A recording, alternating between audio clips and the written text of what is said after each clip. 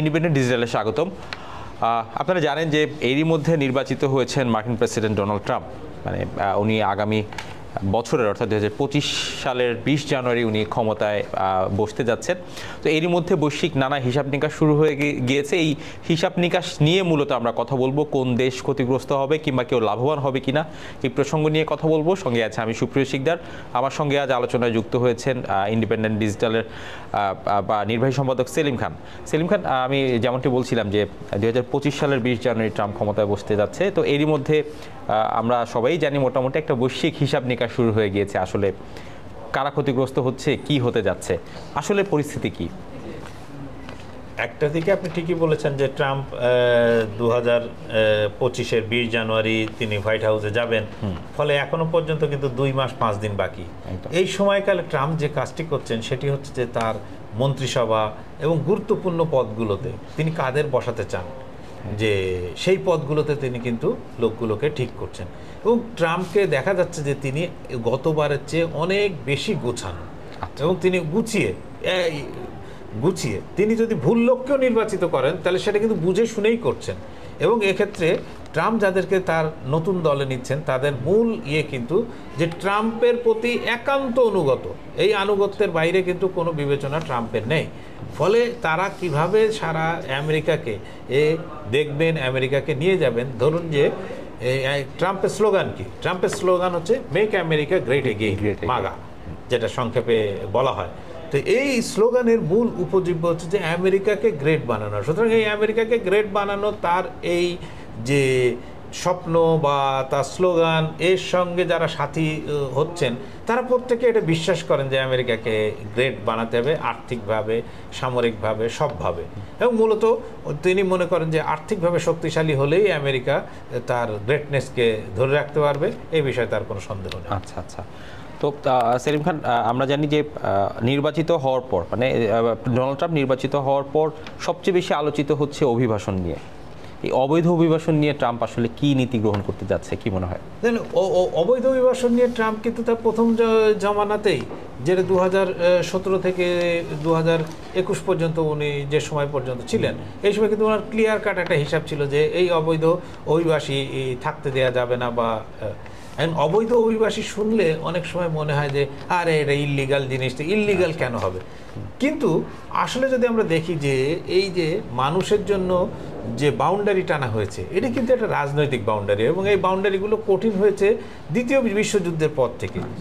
দ্বিতীয় বিশ্বযুদ্ধের আগে পর্যন্ত কিন্তু মানুষ এক জায়গা থেকে আরেক জায়গায় চলাচল করতে পারতো খুব সহজেই, কিন্তু যত দিন গেছে তত এই জায়গাগুলো আটকে দেওয়া হয়েছে এবং যত ধনাঢ্য দেশ তত সেখানে প্রবেশাধিকার সীমিত করা হয়েছে, এবং এগুলো করেছে কিন্তু সেই দেশের সরকারই। আচ্ছা, ট্রাম্পও এই কাজটি করতে চলছেন। আপনার পিউ রিসার্চের একটা তথ্য বলছে যে 2022-এর তথ্য, যে আমেরিকায় এই 2022-এর হিসাব অনুযায়ী প্রায় 1,10,00,000-এর উপরে অবৈধ অভিবাসী আছেন। তিনি এই অবৈধ অভিবাসীদের বের করে দিতে চান এবং এর বিষয়ে তিনি মানে নৃশংস আচরণ করতেও পিছপা হবেন না বলে তিনি ঘোষণা দিচ্ছেন। তিনি এর জন্য তার যে হোমল্যান্ড সিকিউরিটি এবং অন্যান্য জায়গায় গুরুত্বপূর্ণ পদে যাদের বেছেছেন তারা প্রত্যেকেই এই অবৈধ অভিবাসীদের বিরুদ্ধে আপনার কাজ করে। কিন্তু এই অবৈধ অভিবাসীদের বিরুদ্ধে অবৈধ অভিবাসন কারা, কোন জায়গা থেকে আসছে? ওই অবৈধ অভিবাসনটা মূলত হয়েছে কিন্তু লাতিন আমেরিকার দেশগুলো থেকে, এবং লাতিন আমেরিকার সঙ্গে মেক্সিকো এবং অন্যান্য মূলত মেক্সিকো বর্ডার থেকে, যেখান থেকে আপনার এই যে অবৈধ অভিবাসীরা যাদের অবৈধভাবে বলি যে ঢুকছেন, তারা কিন্তু মূলত লাতিন আমেরিকার এই যে 1,10,00,000 লোকে, এদের অধিকাংশ কিন্তু আপনার এইসব দেশের, মানে লাতিন আমেরিকার বিভিন্ন দেশ, মেক্সিকো আছে, হন্ডুরাস আছে, চিলি আছে, ভেনেজুয়েলা আছে, আপনার গুয়াতেমালা আছে, এমন কোনো দেশ নেই যে এখানকার লোক কিন্তু ওইখানে মানে আমেরিকায় নেই। এখন এই লোককে তিনি এই যে 1,10,00,000 লোক, এটা বলতে ভালো যে আমি সব এই লোককে বের করে দেবো, সব ইয়ে করবো, কীভাবে বের করবেন? এর আগে তিনি মা এবং সন্তানদের, মা বাবার সঙ্গে সন্তানদেরকে আলাদা করে ফেলেছিলেন, সেটা নিয়ে কিন্তু আমেরিকাটা বিরাট হইচই হয়েছিল। এবং এবার তিনি বলছেন যে তিনি এমন আইন করতে চান যে এইসব অবৈধ অভিবাসীদের যারা আমেরিকায় থাকবেন তাদের কোনো সন্তান হলে তারা আমেরিকার নাগরিক হবে না। বাবা মা কাউকে না কাউকে একজনকে আমেরিকান হতে হবে, তাহলে তাদের সন্তান যদি আমেরিকার মাটিতে জন্ম নেয় তাহলে আপনার আমেরিকান সিটিজেন হিসেবে তার সন্তানকে গণ্য করা হবে। এই জায়গায় যে সমস্যা, যে এই লাখ লাখ অভিবাসী যারা এতদিন ধরে একটা জীবনযাত্রা অভ্যস্ত হয়ে উঠেছে, আপনি চিন্তা করেন যে স্রোতটা একদিকে আসতো, সেই স্রোতটা যদি এখন বিপরীত দিকে শুরু করে, তাদের উপর এমন একটা ব্যবস্থা করা হয় যে এই আমি ধরে নিলাম যে 1,10,00,000 মানুষের মধ্যে 50-60 লাখ লোক লাতিন আমেরিকা থেকে আসছিল, এবং তাদের যদি ওই বর্ডার দিয়ে ওইভাবে পার করে দেওয়া হয় এবং মানে ওই পাশে যদি আবার মেক্সিকো বা অন্যান্য দেশ যদি প্রতিরোধ গড়ে তোলে যে না এদেরকে আমরা ঢুকতে দেবো না, তাহলে কি বিপর্যয়কর একটা অবস্থা হবে আপনি বুঝতে পারছেন।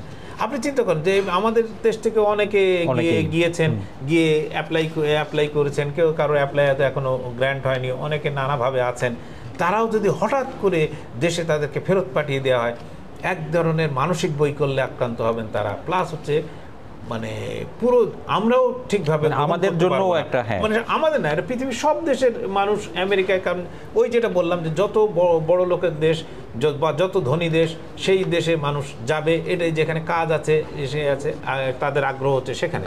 কিন্তু এখানে জাস্ট শুধু আমি শেষ কথা একটা বলে নিই, আমি জাস্ট ট্রাম্প যেদিন জিতেছেন সেদিন একজন বাংলাদেশি সাংবাদিকের সঙ্গে কথা বলছিলাম যে উনি আমেরিকাতেই, তো উনি আপনার একটা ট্রাম্পের সমর্থক, তিনি একটা পার্কে গেছেন কফি হাতে নিয়ে, বিকালবেলা পার্কে গিয়ে দেখেন যে এক লোক পরিষ্কার করছে, মানে অভিবাসী, সম্ভবত মানে হিসপ্যানিক আর কি। তার বক্তব্য হলো যে হিসপ্যানিক লোকটা তখন তার উনি তার সঙ্গে সম্ভাষণ বিনিময়ের পর বলে, শোনো তোমরা আমরা আছি বলেই ট্রাম্প জিতেছে। উনি তাকে জিজ্ঞাসা করছেন যে ট্রাম্প যে জিতছে তুমি কিভাবে দেখছো, তা তার উত্তরে উনি বলেছিলেন যে দেখো আমাদের মতন লোক আছে বলেই কিন্তু তোমরা এই বিকেলবেলা এসে এই পরিষ্কার পরিচ্ছন্ন পার্কটাতে বসতে পারছো, তা নাহলে কিন্তু বসতে পারবা না। ঠিক আছে, তা এর মধ্যেই কিন্তু একটা বিরাট গভীর মানে উত্তর লুকিয়ে আছে যে এই অভিবাসীদের বের করে দিলে আসলে আমেরিকায় কি হবে।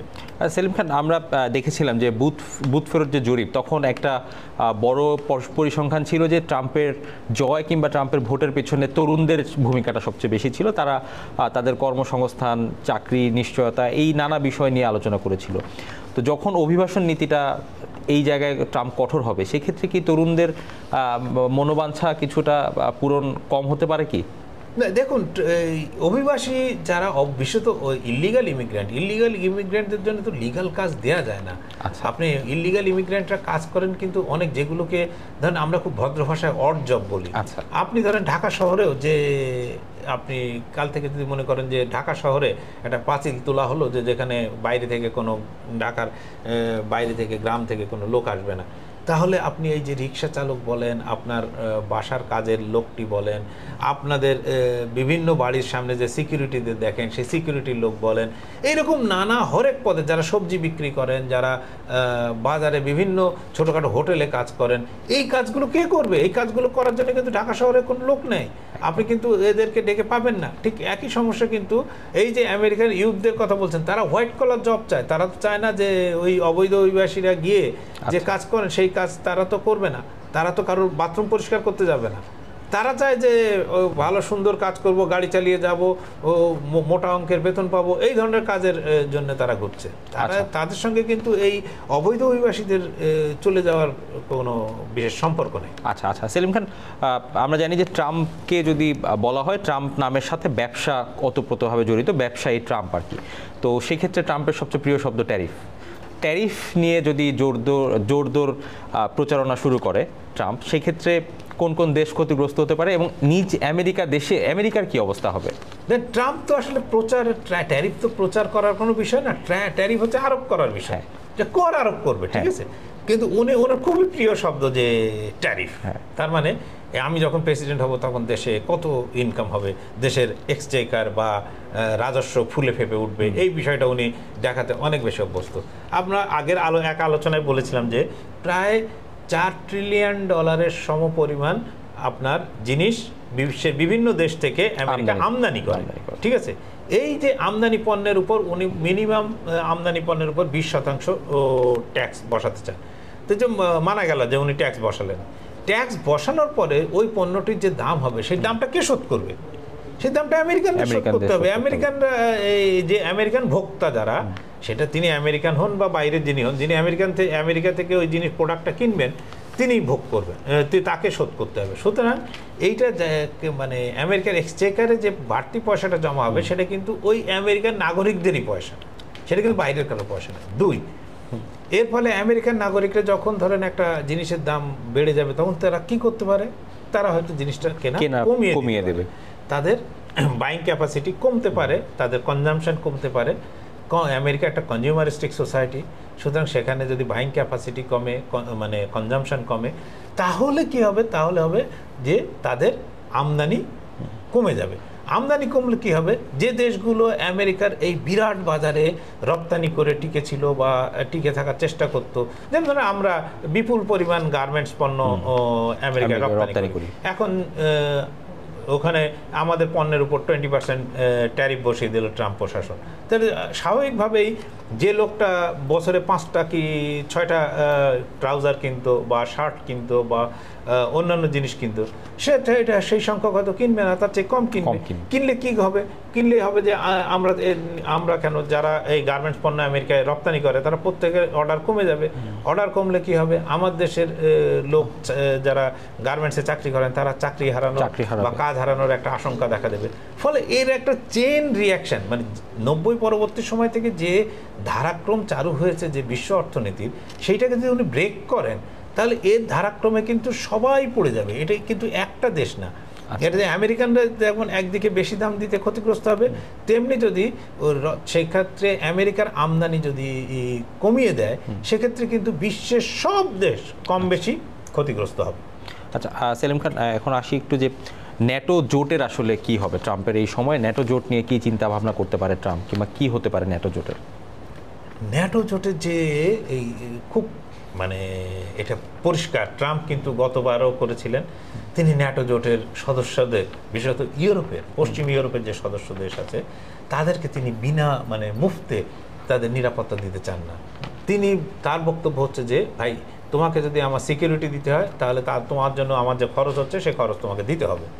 এইটা যদি দিতে হয় তাহলে প্রত্যেকটি ন্যাটো জোটের দেশকে তার বাজেট বাড়াতে হবে, এক্সেপ্ট হয়তো ইংল্যান্ড বলছি, আপনার ইউকে ও ফ্রান্সের ক্ষেত্রে ব্যতিক্রম, এবং তারা দুইজনেই পরমাণু শক্তি অস্ত্রধর দেশ।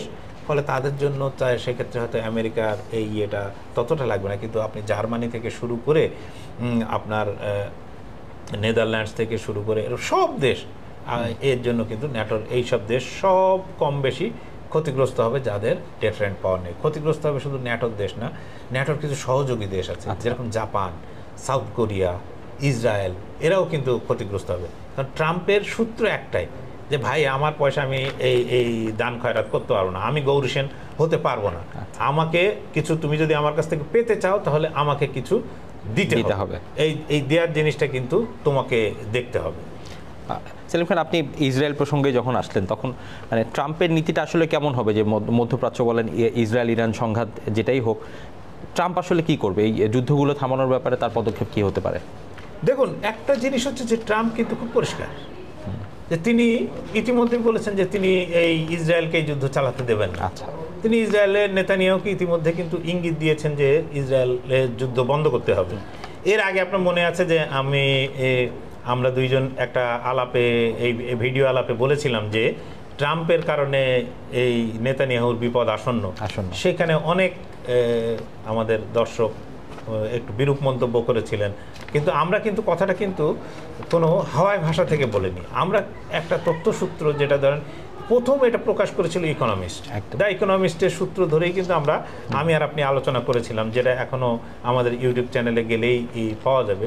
তো ট্রাম্পের প্রথম শর্ত হচ্ছে যে যুদ্ধ বন্ধ করতে হবে। এর বিনিময়ে কি উনি কি ইসরায়েলকে কি দেবেন?